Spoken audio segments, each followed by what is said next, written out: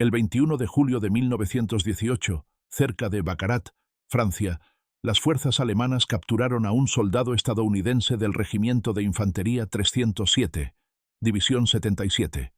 El prisionero portaba un arma que la inteligencia alemana nunca había examinado antes. Una escopeta Winchester modelo 1897 con un cañón de 20 pulgadas, un escudo térmico de acero perforado y un adaptador para bayoneta. Los oficiales alemanes estudiaron el arma cuidadosamente, midieron la longitud del cañón, examinaron el mecanismo de acción de bombeo, probaron el gatillo y luego la dispararon con munición estadounidense capturada. 9 perdigones de plomo por cartucho, cada perdigón de aproximadamente calibre 33. A 10 metros, el patrón de disparo cubría un área de 1 metro de ancho. A 20 metros, casi 2 metros. Un solo disparo podía impactar a múltiples soldados simultáneamente. Las implicaciones fueron inmediatamente claras para la inteligencia militar alemana. Esta no era un rifle que requiriera puntería precisa en objetivos individuales. Simplemente apuntabas en la dirección general del enemigo y accionabas el mecanismo de bombeo. La dispersión de los perdigones hacía el resto. En los confines cercanos de la guerra de trincheras, donde el combate ocurría a distancias de 5 a 20 metros, esta arma cambiaba fundamentalmente la ecuación táctica. Durante 3 años, ambos bandos habían luchado con rifles, ametralladoras, granadas y artillería. Estas eran armas diseñadas para guerra abierta, adaptadas torpemente a las trincheras. Los rifles necesitaban puntería precisa. Las ametralladoras requerían tiempo de preparación y operación por equipos. Las granadas tenían alcance limitado. Pero esta escopeta estadounidense estaba diseñada específicamente para el tipo de combate que dominaba el frente occidental. Combate cercano, trincheras estrechas, encuentros repentinos en las esquinas donde los soldados se enfrentaban a la distancia de un brazo. El Estado Mayor alemán reconoció la amenaza inmediatamente. Ellos habían inventado el gas venenoso, desplegado lanzallamas y usado bayonetas de sierra y artillería pesada. Pero esta arma estadounidense era diferente. No era exótica ni cruel. Era simplemente más efectiva que cualquier otra cosa a corto alcance, y la efectividad era más peligrosa que la crueldad.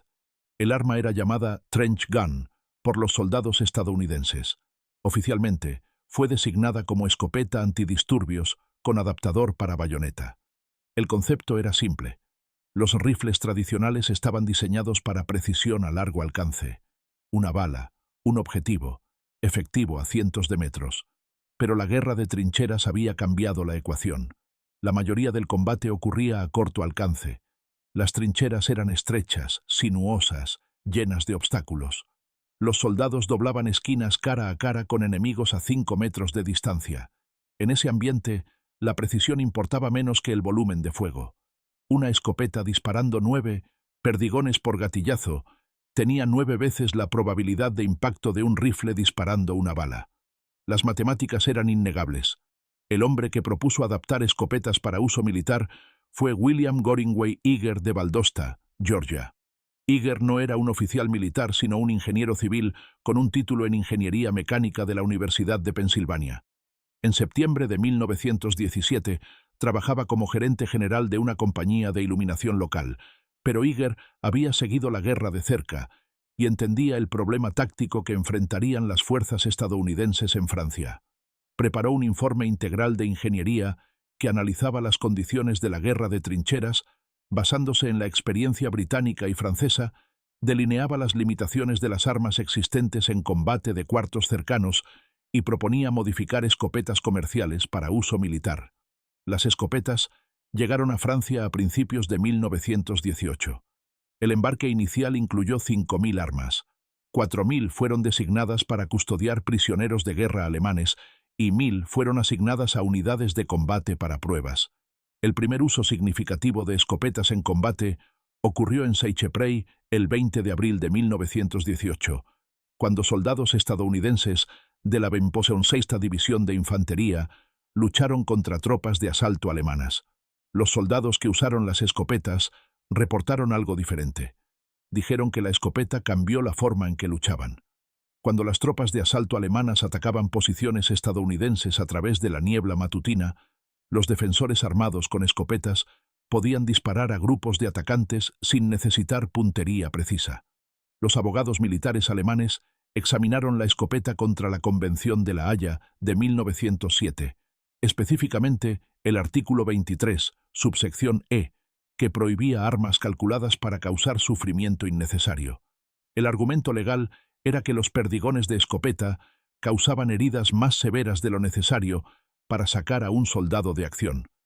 El análisis legal alemán era técnicamente sofisticado, pero estratégicamente motivado.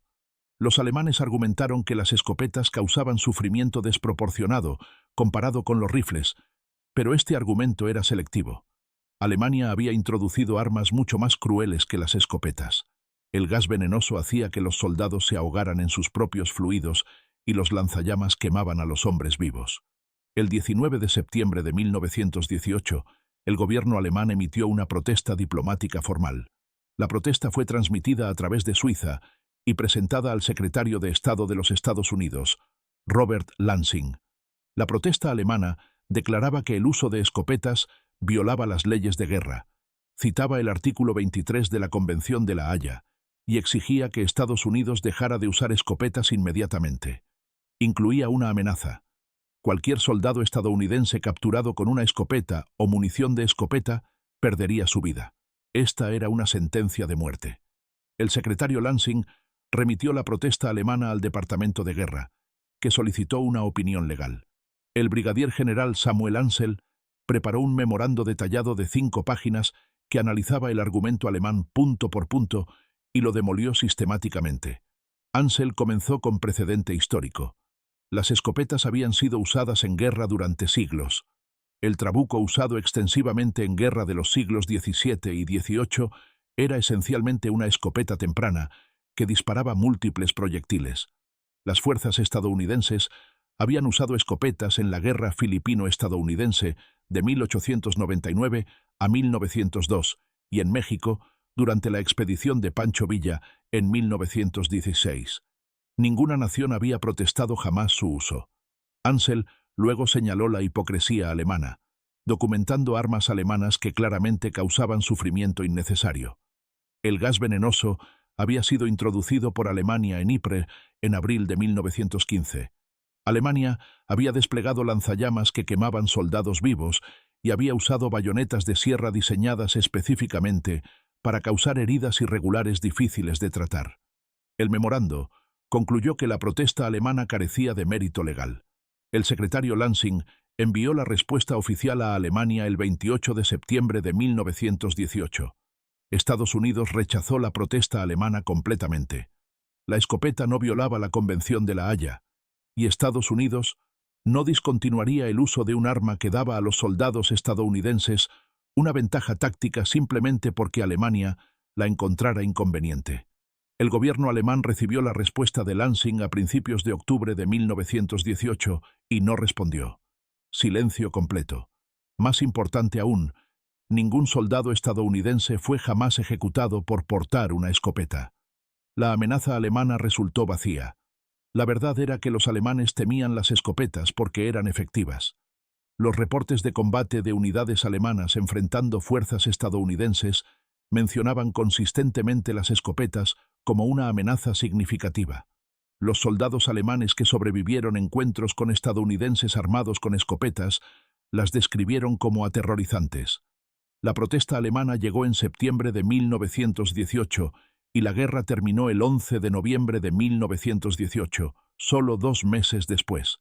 Alemania se rindió antes de que el asunto de la escopeta pudiera resolverse. Después de la guerra, el ejército estadounidense mantuvo las escopetas en servicio activo de infantería, permaneciendo como equipo estándar durante la Segunda Guerra Mundial. Las lecciones tácticas aprendidas en las trincheras francesas de 1917 a 1918 resultaron aplicables a la guerra en la selva en el Teatro del Pacífico 25 años después. La lección de la controversia de la escopeta no trataba sobre tecnología de armas, sino sobre adaptación táctica. Los alemanes habían pasado 4 años luchando en trincheras y habían desarrollado doctrina extensa para guerra de trincheras, pero no habían considerado usar escopetas porque las escopetas no eran un arma militar tradicional en los ejércitos europeos. Los estadounidenses miraron el mismo problema con ojos frescos y preguntaron qué arma funcionaría mejor en una trinchera. La respuesta era obvia una vez que se hacía la pregunta. Un arma que disparara múltiples proyectiles en un patrón disperso, que pudiera dispararse rápidamente y que fuera efectiva a 5 a 20 metros. La escopeta cumplía todos estos requisitos. Hoy, las escopetas de combate permanecen en uso por fuerzas militares en todo el mundo. Las escopetas modernas son más avanzadas que la Winchester modelo 1897, pero el concepto básico permanece sin cambios. Un arma disparada desde el hombro que dispara múltiples proyectiles en un patrón disperso, optimizada para combate de corto alcance. El problema táctico que William Eager identificó en 1917 todavía existe, y en esos ambientes, la escopeta permanece como el arma más efectiva.